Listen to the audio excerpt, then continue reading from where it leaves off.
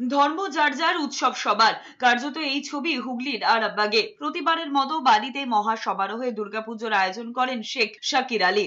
আর তাকে সঙ্গ দেন স্ত্রী তথা প্রাক্তন তৃণমূল সাংসদ অপরূপা পোদ্দার। পুজোর কটা দিন আরামবাগের পারুল মঞ্চের বাড়ি আলোয় ঝলমল করে। তৃণমূলের নেতা কর্মীরা তো বটেই, শাকির অরূপাদের বাড়ির পুজো দেখতে বহু মানুষও ভিড় করেন। নিয়ম মেনে পুজো পাঠের পাশাপাশি দুস্থদের জামা কাপড়ও দেওয়া হয়। সারাদিন উপবাসে থাকেন শাকির, ঘর জুড়ে আলপনা দেন অপরূপা।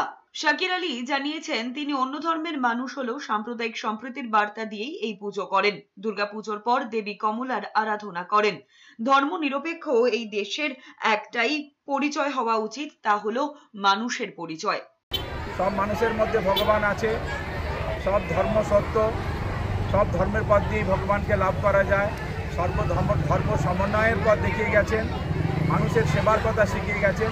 বজায় রেখে সবাই মিলন মঞ্চ, এটা সবাই এখানে মিলিত হবেন, জাতি বর্ণ ধর্ম নির্বিশেষে এখানে মিলিত হবেন মিলন মঞ্চে। সবাই শান্তিতে আনন্দে থাকবেন।